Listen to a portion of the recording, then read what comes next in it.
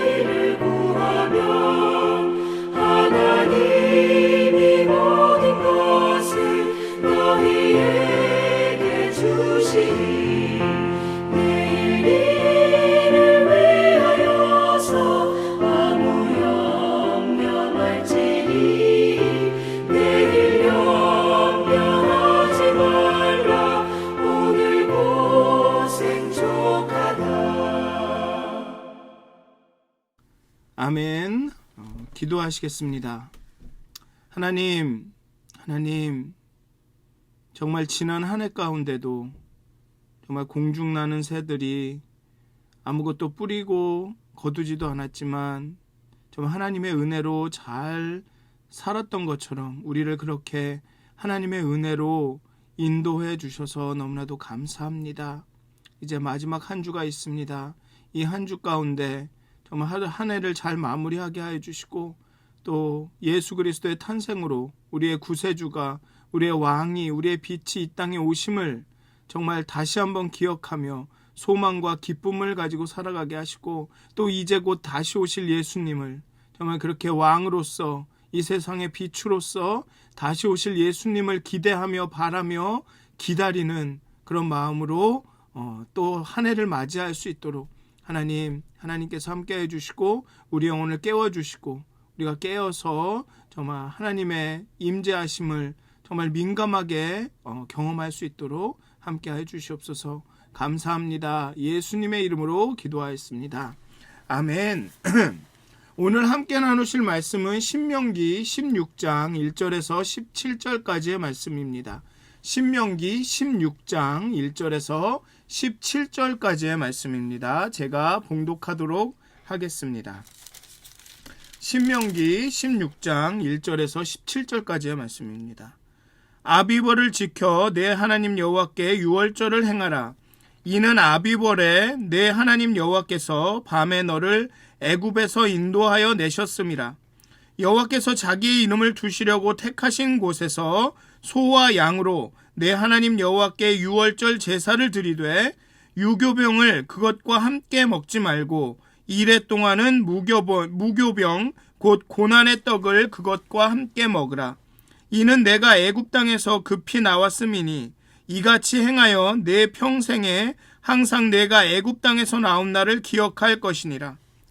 그 이래 동안에는 내 모든 지경 가운데 누룩이 보이지 않게 할 것이요 또 내가 첫날 해질 때에 제사 드린 고기를 밤을 지내 아침까지 두지 말 것이며 유월절 제사를 내 하나님 여호와께서 내게 주신 각 성에서 드리지 말고 오직 내 하나님 여호와께서 자기의 이름을 두시려고 택하신 곳에서 내가 애굽에서 나오던 시각 곧 초저녁 해질 때 유월절 제물을 드리고 내 하나님 여호와께서 택하신 곳에서 그 고기를 구워 먹고 아침에 내 장막으로 돌아갈 것이니라.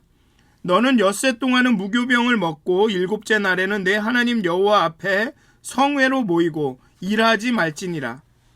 7주를 셀지니 곡식의 낫을 대는 첫날부터 7주를 세어 내 하나님 여호와 앞에 77절을 지키되 내 하나님 여호와께서 내게 복을 주신 대로 내 힘을 다해 행하려 자원하는 예물을 드리고 너와 내 자녀와 노비와 내 성중에 있는 레위인과 및 너희 중에 있는 객과 고아와 과부가 함께 내 하나님 여호와께서 자기의 이름을 두시려고 택하신 곳에서 내 하나님 여호와 앞에서 즐거워할지니라. 너는 애굽에서 종되었던 것을 기억하고 이 규례를 지켜 행할지니라. 너희 타작마당과 포도주 틀에 소출을 거두어 드린 후에 이래 동안 초막절을 지킬 것이요 절기를 지킬 때에는 너와 내 자녀와 노비와 내 성중에 거주하는 레위인과 객과 고아와 과부가 함께 즐거워하되 내 하나님 여호와께서 택하신 곳에서 너는 이래 동안 내 하나님 여호와 앞에서 절기를 지키고 내 하나님 여호와께서 내 모든 소출과 내 손으로 행한 모든 일에 복 주실 것이니 너는 온전히 즐거워할지니라. 너의 가운데 모든 남자는 1년에 3번 곧 무교절과 칠칠절과 초막절에 내 하나님 여호와께서 택하신 곳에서 여호와를 배웁되 빈손으로 여호와를 배웁지 말고 각 사람이 내 하나님 여호와께서 주신 복을 따라 그 힘대로 드릴지니라. 아멘. 대림절 전에 신명기를 15장까지 계속 읽었는데요. 이제 다시 신명기로 돌아와서 16장부터 다시 시작하겠습니다.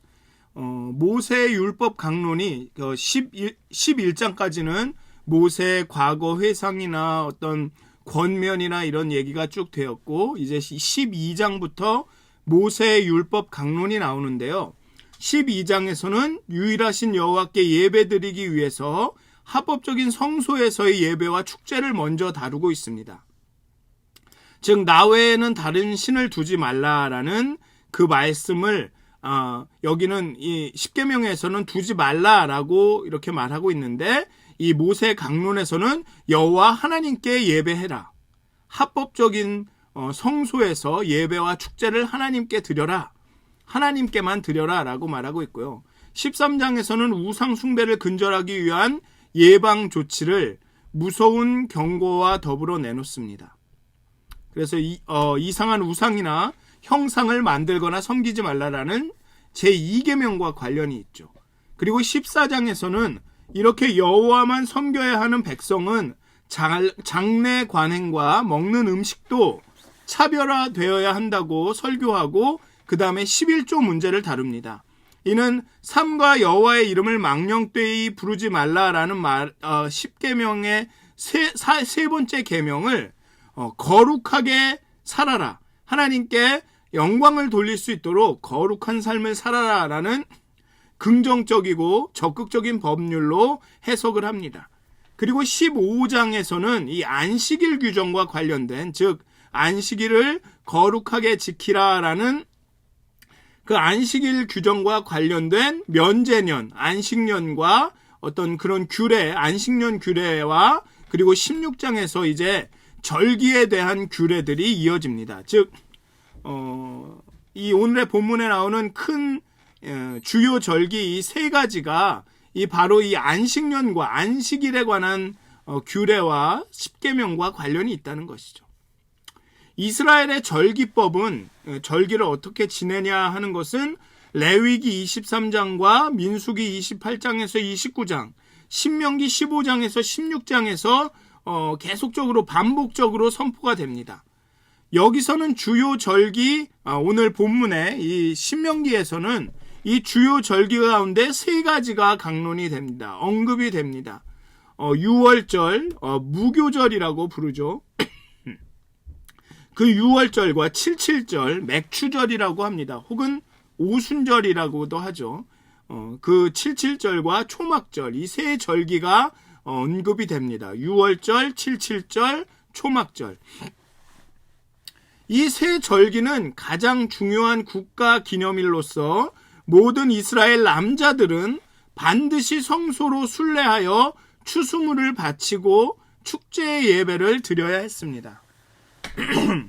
이스라엘의 절기는 음력을 따릅니다. 또 그렇다고 해도 우리가 지금 따르는 음력이랑은 약간 다르긴 하지만 이스라엘의 절기는 음력을 따릅니다. 그리고 대체로 농사, 추수와 깊은 관련이 있습니다.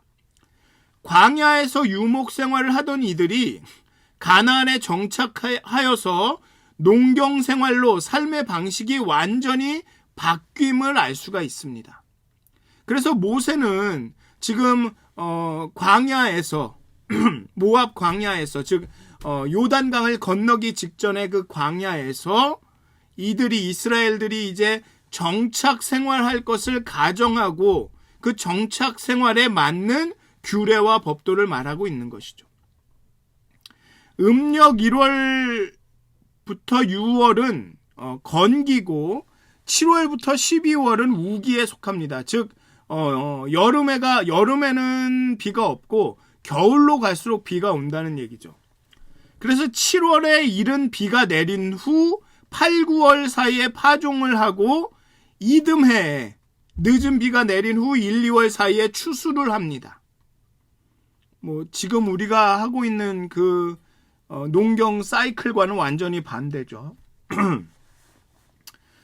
그리고 추수 직전에 이 봄비, 즉 7월쯤에 내리는 봄비와 즉 늦은 비가 내려서 풍성한 아니죠. 추수 직전, 또 이게 헷갈립니다. 추수 직전이니까 1, 2월 달이겠죠. 그 추수 직전에 내리는 봄비, 즉 늦은 비죠. 그 늦은 비가 내려서 풍성한 추수를 거둘 수 있게 되죠. 이 이른 비와 늦은 비는 추수에서 가장 중요한 요소이자 하나님의 축복으로 간주가 됩니다. 그래서 오늘 본문에 보면 아비벌이라는 말이 나오죠. 아비벌. 이 아비벌의 뜻은 알곡이라는 뜻입니다. 새로운 알곡 이라는 뜻으로 곧 첫 번째 달을 뜻합니다. 즉 수확을 하는 첫 번째 달. 그러니까 1, 2월 달 정도를 얘기하는 것이죠. 그리고 첫 번째 수확물인 보리 추수를 하는 달을 의미합니다. 보리를 추수하게 되는, 가장 먼저 걷게 되는 보리를 추수하는 달을 아비벌이라고 이야기합니다. 그 달이 종교력을 기준으로 6월절을 기념하는 첫 번째 달입니다. 추수가 막 시작될 때, 그때라는 것이죠. 오늘 본문은 6월절과 무교절을 합하여서 이야기합니다.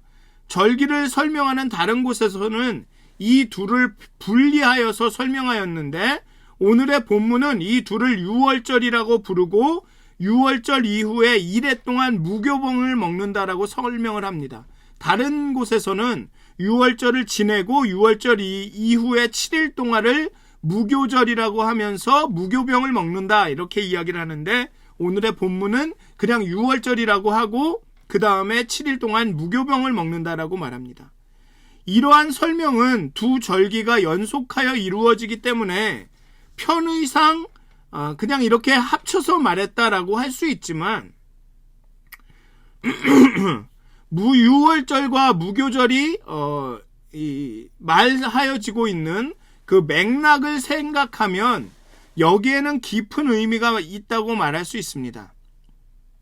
6월절은 출애굽의 맥락에서 지켜지고 있고, 무교절은 가나안의 풍요로움을 누리는 정착 생활을 맥락으로 삼고 있습니다.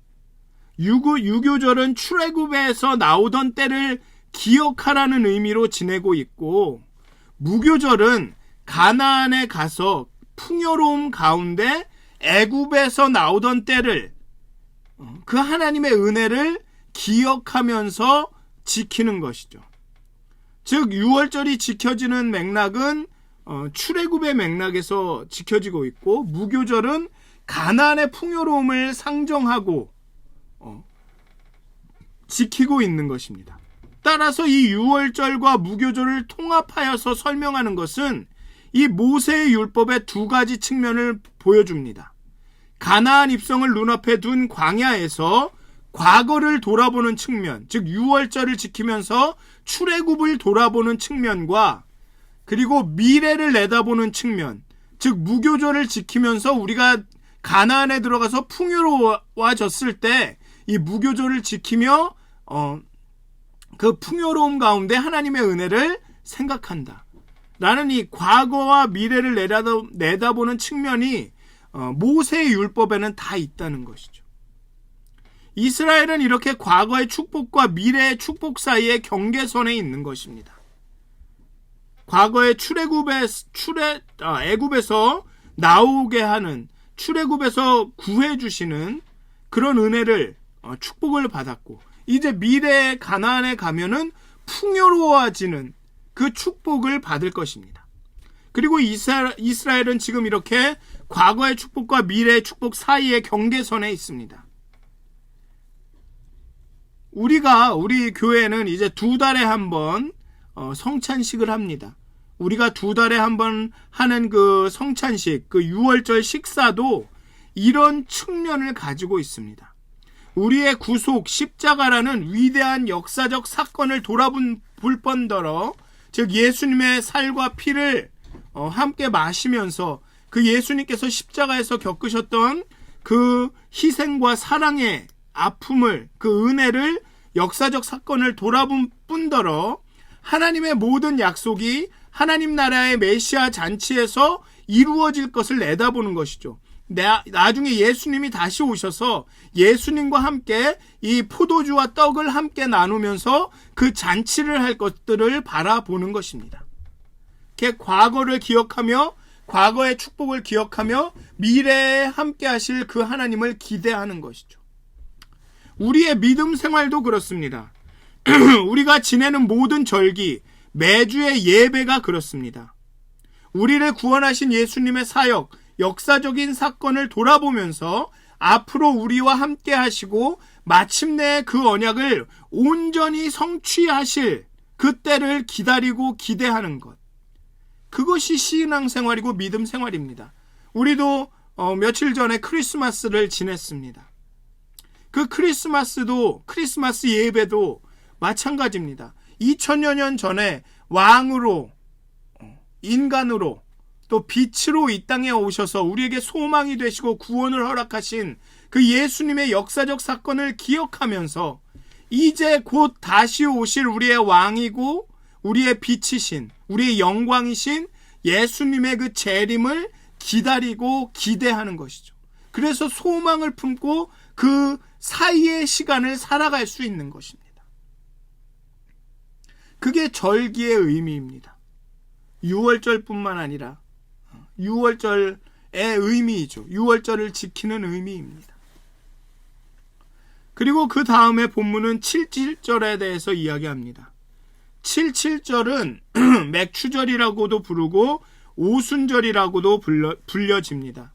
그리스도인들에게 오순절은 성령 감림절이죠. 성령이 임하신 날입니다. 보리 수확이 시작되는 날, 즉 초실절 이후로 50일을 가리킵니다. 50일이 되었을 때 7일이 7번 해서 49일이 지나고 50일째 되었을 때 이 절기를 지냅니다. 그래서 77절입니다. 그렇게 따지면 유월절 이후 50일이 되는 것이죠. 그래서 50일이 지내기 때문에 오순절이라고, 10번이 5번 지난다라고 해서 오순절이라고 하고, 그리고 또 7일이 7번이 된 후에 지난다고 해서 77절이라고도 합니다. 공교롭게도 초실절이 부활절이 되고 그로부터 40일 후에 예수님이 승천하셨고 오순절에 성령이 임합니다. 그러니까 이게 유대교의 절기와 기독교의 절기가 아주 묘하게 이렇게 오버랩이 되죠. 겹칩니다. 초실절이 부활절이 되고 그로부터 40일 후에 예수님이 승천하셨고, 제가 말을 잘못했네요. 앞에 초실절이 유월절이라고 했는데 유월절이 아니고 부활절입니다. 초실절이 부활절이 되고 그로부터 40일 후에 예수님이 승천하셨고, 그리고 10일 더 지나서 오순절에 성령님이 임하시죠. 굳이 의미를 부여한다면, 유대인들의 이 절기에 따른 의미를 부여한다면 초실절 이후에 77절이 맥추절이라고 해서 수확을 하는 날입니다. 보리 수확이 시작돼서 그 수확이 완전히 마무리되는, 거의 마무리되는 그때를 오순절이라고 합니다. 그렇게 보면 성령님이 임하신 것은 우리의 영적인 추수와 관련이 된 것이죠. 즉 열매 맺음과 이 성령이 관계가 있는 것입니다. 성령이 오셔서 믿는 사람들 가운데 알곡들을 거두어 들이시는 것입니다. 유월절과 무교절과 달리 77절은 출애굽과 직접적인 관련은 없습니다. 그러나 가난한 사람들, 가족이 없는 사람들, 땅이 없는 사람들이 이 절기의 주요 수혜자가 되어야 한다는 점에서 출애굽 때 자신들의 처지와 비슷한 이들에게 하나님이 자신에게 은혜를 베푸셨듯 자신들도 은혜를 베풀어야 한다는 점에서 출애굽과의 연관성을 찾을 수 있을 것 같습니다. 그리고 이제 초막절이라고 말하는 절기에 대해서 얘기합니다. 초막절은 수장절이라고도 불립니다. 왜냐하면 모든 곡식과 포도의 수확을 마치고 나서, 즉 77절이 지나고 그 수확이 다 끝나고 나서 이 수확물을 잘 저장하고 나서 지키는 절기이기 때문에 그렇습니다. 수장절. 잘 보관한다는 뜻이죠. 그래서 모든 추수가 끝난 후에 그 추수한 물건들을, 수확물들을 창고에 잘 이렇게 저장하고 나서 지내는 것입니다. 그래서 초막절은 큰 축하와 기쁨의 시간이었습니다. 초막절이라는 이름은 수확하는 사람들이 들판에 지은 임시 거처에서 유래했을 것입니다. 수확을 하다 보면 저녁까지 수확을 하고 거기에서 머물던 임시 거처, 장막을 치고 거기서 거처했다라는 그런 뜻에서 유래했을 것입니다. 그렇지만 이 레위기는, 신명기가 아닌 레위기는 이 절기를 이스라엘이 출애굽 후에 지어야 했던, 광야에서 살려고 지어야 했던 임시 거처와 연결을 시킵니다. 이 농사력의 절기를 자신들의 구속사에서 일어난 사건들과 연결하여 기억하는 기회로 사용하는 것이 이 이스라엘의 특징입니다. 유교절과 무교절이 통합될 때처럼 초막절에도 과거를 돌아보는 것과 미래를 바라보는 것이 결합이 됩니다. 과거 광야에 살던 초막을 기억하면서 지금 풍요로운 들판에 지어질 또 다른 초막을 바라보는 것이죠. 아, 과거에 우리가 광야에서 이렇게 초막을 지으면서 살았구나라고 그것들을 생각하면서 이제 하나님이 이렇게 풍요롭게 주셔서 이렇게 풍요로운 수확을 해야 하는 그렇기 위해서 짓는 그 다른 초막을 바라보는 것입니다. 여전히 이들은 광야에 있습니다. 아직 풍요로운 들판에 가서 수확을 하지 않았습니다. 하지만 믿음으로 그때를 바라보면서 모세는 이 규례를 말하고 있는 것이죠. 그래서 모세의 법에는 과거의 역사적인 사건을 돌아보며 미래의 역사하신 하나님을 바라봅니다. 기대합니다. 아니, 확신하죠. 그러면서 규례와 법도를 줍니다. 그래서 오늘의 본문에 나타나는 절기에는 몇 가지 특징이 있습니다. 몇 가지 특징이 있습니다. 첫째, 역사가 강조가 됩니다. 역사가 강조가 되죠. 이들은 절기와 의식을 통해서 자신들만의 구속사와 연결할 수 있었습니다. 즉 그냥 절기와 의식을 지키는 것이 끝이 아니었습니다. 그 가운데서 의미를 발견했다는 것이죠. 자기의 역사 가운데 일하신 하나님, 우리를 구속하신, 자신들을 구속하신 그 역사적인 하나님과 연결을 했다는 것입니다. 하나님은 구원하시는 하나님뿐만 아니라 땅을 공급하시고 모든 풍요로움의 공급자로서 예배하게 되었다는 것입니다.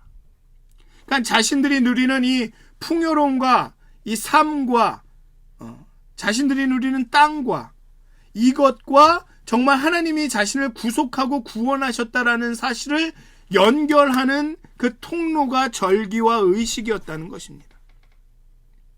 그렇게 함으로써 풍요로움은 가나안에 있는 그 다산의 신 덕택이 아니라 우리를 애굽에서 구원해내신 하나님 때문이다라고 고백할 수 있었던 것이죠. 그를 통해서 가나안의 신들의 유혹에 넘어가지 않을 수 있었습니다. 거기에 이 절기를 지키는 의미가 있었던 것이죠. 이 절기를 계속 지키면서 우리가 누리는 이 풍요로움과 이 정착 생활과 이 편안함은 가나안의 신 때문이 아닌 우리를 애굽에서 구속하신 그 하나님 때문이다 라는 것을 계속 상기시켰다라는 것입니다. 그러니 가나안의 신의 유혹에 넘어가지 않을 수 있었던 것이죠. 그 풍요로움을 자신들의 역사와 구속사와 연결 지음으로써 가나안의 신들로부터 자신을 방어할 수 있었습니다. 모든 일에 하나님은 하나님의 은혜다. 하나님의 하셨다라는 고백이 좀 억지 같고 지나쳐 보여도 어떤 분들은 이 너무나도 모든 일이 하나님의 은혜다, 하나님이 하셨다는 말을 너무 자주 해서 가끔은 좀 듣기 그러실 때가 있을 수도 있습니다. 좀 억지 같아 보이기도 하고 지나치게 보이기도 합니다. 그렇긴 해도 그렇게 고백하는 것이 우리가 다른 어떤 것도 아닌 하나님만을 의지하는 데 도움이 됩니다. 우리가 의지할 분이 하나님이구나. 하나님이 우리를 통치하고 다스리시는구나라는 사실을 우리에게 상기시키는 데 도움이 된다는 것이죠. 어떤 면에서는 아플 때 의사를 의지하는 것이 당연하죠. 컴퓨터가 고장났는데 하나님을 찾는 것은 우스꽝스러운 일일 수도 있습니다. 그런데 그런 일이 반복되다 보면 생사화복을 주관하시는 하나님의 주권을 우리 삶에서 인정하기가 더 어려워진다는 것입니다. 그래, 의사는 아플 때는 의사를 찾아야지. 컴퓨터 고장나면 기술자를 찾아야지. 그래, 이 일은 저 사람 전문가한테 맡기는 게 나아. 그게 맞는 말일 수도 있지만 그렇게 살다 보면 우리의 삶을 주관하시는 하나님을 인정하기가 더 어려워질 수 있다는 것입니다. 그렇기 때문에 이 절기와 의식을 통해서 이 모든 것이 하나님의 은혜다. 이 가나안이 주는 풍요가 아닌 이것이 하나님이 주신 것이다. 하나님이 함께 하신 것이다 라고 말함을 통해 우리가 하나님의 존재와 하나님의 임재하심과 하나님의 일하심을 더 깊이 경험할 수 있다는 것입니다. 그런 차원에서 이 절기가 의미가 있다는 것이죠. 그래서 이 절기를 자꾸만 구속사와 이스라엘이 연결시키는 것입니다. 그리고 둘째로 기쁨이 강조가 됩니다. 이스라엘은 기뻐하라는 명령을 받았습니다. 그리고 이 기쁨은 단순히 감정 표현에 불과한 것이 아닙니다. 찬양, 감사, 기쁨은 이스라엘의 신앙과 종교 생활의 중심에 자리했습니다. 애통 가운데서도 기뻐하려는 결심을 여러 시편이 보여주듯이 기쁨은 언약 신앙의 일부로서 선택과 의지와 헌신의 문제였습니다. 감정의 문제가 아니라 그냥 내가 기쁜 마음이 들어, 찬양하고 싶어, 감사하고 싶어, 이런 문제가 아니라 이것은 선택과 의지와 헌신의 문제였다는 것이죠. 그렇게 기쁨이 강조되었습니다. 예배 가운데 기뻐하라라는 것은 무엇이냐면 예배 가운데 내가 듣기 좋은 음악, 내가 듣기 좋은 말, 내가 듣고 싶어하는 말을 들었기 때문에 기뻐하라는 얘기가 아니라 그게 뭐든지 간에 어떤 상황 가운데 있든지 간에 하나님을 예배할 때는 기뻐해야 한다는 것입니다. 왜? 하나님이 임재하시는 것 자체로 우리가 무엇을 어떤 상황 가운데 있든지 우리에게 기쁨이 돼야 하기 때문에 그렇습니다. 그러니 기쁨은 선택과 의지와 하나님에 대한 헌신의 문제인 것입니다. 그것이 바로 이 절기가 보여주는 것입니다. 7절을 지나는데 올해는 수확이 안 좋아, 그러니까 기뻐하지 않을래, 감사하지 않을래가 아닙니다. 여호와 앞에서 기뻐하라. 다른 절기와 예배를 드리는 제사를 드리는 모든 것을 보면 여호와 앞에서 즐거워하고 기뻐하라고 말하지 내 상황에 따라서 알아서 해라라고 하지 않습니다. 그리고 셋째로 이 절기에는 사회적인 포용이 있습니다. 가난한 자들, 약한 자들, 사회 경제적으로 힘없는 자들에 대한 관심은 단순히 예언자들의 웅변에만 있었던 것이 아니라 1년 내내 지키는 이 절기 가운데 실제했습니다. 그냥 말로만 하는 그런 캐치프레이즈가 아니라 실제로 절기 가운데 매년 1년을 순환하면서 지켜지는 일이었다라는 것입니다. 그리고 넷째로 드림과 베품, 하나님께 드리는 예배와 사람들과 나누는 베품은 그 복과 관련이 있습니다. 하나님이 주시는 복과 관련이 있다는 것이죠. 백성의 드림과 베품과 절기 지키기는 하나님의 베품과 복에 대한 순종의 반응이어야 했습니다. 오늘의 본문에 보면 이렇게 나오죠. 여호와께서 주신 복을 따라 그 힘대로 드릴지니라. 여호와께서 주신 복을 따라 그 힘대로 드릴지니라 라고 나와 있습니다. 네, 제가 몇 절인지 찾으려고 하는데 17절에 나옵니다. 17절에 각 사람이 내 하나님 여호와께서 주신 복을 따라 그 힘대로 드릴지니라. 그 힘대로 받은 복을 따라, 주신 복을 따라 그 힘대로 드릴지니라. 순종이 제사가 축복의 조건이라거나 반응하는 순종과 무관한 무조건적인 축복을 말하는 것은 부적절합니다. 즉 순종해야만 복을 주신다라거나 순종하든 말든 하나님은 무조건 복을 주신다라는 말은 부적절하다는 것입니다. 이 둘은 순종과 축복은 드림과 베품과 절기 지키기와 하나님의 복은 역동적인 관계에 있습니다. 15절에 이렇게 말하죠. 여호와 앞에서 절기를 지키고 내 하나님 여호와께서 내 모든 소출과 내 손으로 행한 모든 일에 복 주실 것이니 너는 온전히 즐거워할지니라. 너의 기쁨이 온전해질 것이다. 여기서 온전하다는 것은 다른 어떤 것에도 영향받지 않는다는 것입니다. 하나님이 복을 주시고 그의 복에 대한 반응으로 순종으로 절기를 지키고 또 하나님이 그 소출에 복을 주시고 그저 이 순환 자체가 기쁨이 된다는 것입니다. 그 다른 어떤 것에도 영향받지 않고 순종 그 자체가 복이 된다는 것입니다. 순종했기 때문에 뭐가 오니까 그러니까 복받았다 기쁘다가 아니라 그냥 순종했던 그 자체가 복이 되고 기쁨이 되는 것이죠. 그렇지만 또 순종을 하면 하나님께서 그 복에 더하여서 복을 주십니다. 그게 아주 역동적인 관계죠. 이걸 순전히 그냥 어떤 게 원인이고 어떤 게 결과다, 순종했더니 복이 왔다라고 말할 수 없다는 것입니다. 이게 아주 역동적으로 서로 상호작용하는 것이죠. 그렇다고 무조건 하나님이 복을 주시는 것도 아니라는 거죠. 순종이 영향을 미쳐서 복이 오고 복을 받으니 그에 대한 반응으로 순종하고, 이게 아주 미스테리한 신비로운 역동적인 관계라는 것입니다. 드림과 베품과 복은. 사랑하는 믿었은 가족 여러분, 우리가 이스라엘처럼 절기를 지내지는 않습니다.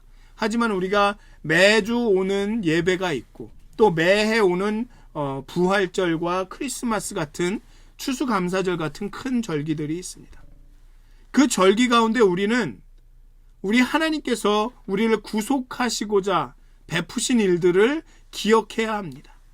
그래서 크리스마스 이브 때에도 이 말씀과 찬양을 거듭하면서 반복하면서 쭉 예배를 드렸는데, 알아보신 분들도 계시겠지만 그 말씀은 우리의 구속의 역사를 더듬으면서 말하고 있습니다. 즉 우리는 매 절기 때마다 하나님의 구속의 역사를 기억하고 그 과거의 축복을 기억하고 그리고 앞으로 동일하게 우리에게 오실, 동일하게 축복할 그 하나님을 기대하고 소망해야 합니다. 그리고 그 기대와 소망 가운데 기뻐해야 하죠. 당장 현실은 어렵고 그 과거와 미래 사이에 끼인 그 현실은 어렵고 힘들지만 과거에 축복하셨고 미래에 축복하실 그 하나님을 기대하기 때문에 기뻐할 수 있습니다. 그리고 기뻐하고 감사하는 그런 사람들의 마음은 넉넉합니다. 완악하지 않습니다. 그렇게 순종하고 절기를 지키고 하나님이 복 주시고 또 복 주시니 그에 대한 반응으로 순종하고, 이것이 계속 반복되면서 우리의 삶이 복되게 되는 것입니다. 우리의 삶이 안식을 누릴 수 있는 것이죠. 그 안에서, 그 선순환 안에서 우리의 마음이 평안을 누릴 수가 있는 것입니다. 사랑하는 믿었은 가족 여러분, 우리 매 예배 가운데 우리의 구속사를 기억하고 기쁨이 넘치고 서로 포용하며 감싸주고 사랑하고, 그렇게 드림과 베품과 복이, 하나님의 복이 서로 상호작용하며 역동적으로 역사하는 교회, 그 교회가 하나님이 기뻐하시는 교회입니다. 그렇게 예배할 때 정말 우리가 기쁨으로 그 구원의 역사를 감사하며 앞으로 일할 하나님을 기대하며 소망 가운데 예배할 때 그 예배가 복된 것이죠. 그 절기가 복된 것입니다. 사랑하는 믿었은 가족 여러분, 우리 교회가 그런 예배를 드리게 되기를 간절히 소원합니다. 정말 그렇게 기뻐하며 포용하며 그렇게 역동적인 예배를 드릴 수 있도록, 복받고 순종하고 복받는 그런 예배를 드리기를 정말 주님의 이름으로 축원드립니다. 기도하시겠습니다. 하나님, 우리의 매 예배 가운데, 절기 가운데 하나님 함께하여 주시옵소서. 그 절기 가운데 구속하신 하나님의 은혜를 기억하게 하시고 또 동일하게 앞으로 우리를 구원하시고 구속하실 하나님의 그 역사와 은혜를 기대하며 기다리게 하시고, 그 기다리며 기대함 가운데 우리 마음에 소망과 기쁨이 넘치게 하시며 우리의 완악한 마음들이 녹아져서 서로 포용하고 사랑하고 함께 섬기며 끌어안고 예배하게 하시고, 그리고 순종하고 복받고 하는, 복받고 순종하는 이 역동적인 그 순환 가운데 우리의 예배가 더 깊어지고 더 기쁨이 넘치고 더 우리의 삶을 변화시키는 그런 예배가 될 수 있도록 하나님 우리의 예배를 축복하여 주시옵소서. 우리를 인도하여 주시옵소서. 이제 새해에는 정말 그렇게 역동적으로 기쁨 가운데 예배할 수 있도록 우리의 마음을 바꿔주시옵소서. 기쁨을 넘치게 하여 주시옵소서. 감사합니다. 감사합니다. 예수님의 이름으로 기도하였습니다. 아멘. 하늘에 계신 우리 아버지여, 이름이 거룩히 여김을 받으시오며 나라의 임하옵시며 뜻이 하늘에서 이루어진 것 같이 땅에서도 이루어지이다. 오늘날 우리에게 일용할 양식을 주옵시고 우리가 우리에게 죄 지은 자를 사하여 준 것 같이 우리의 죄를 사하여 주옵시고 우리를 시험에 들게 하지 마옵시고 다만 악에서 구하옵소서. 나라와 권세와 영광이 아버지께 영원히 쌓옵나이다. 아멘. 오늘도 행복한 하루, 정말 하나님을 예배하며 기뻐하시는 하루가 되시길 기도합니다.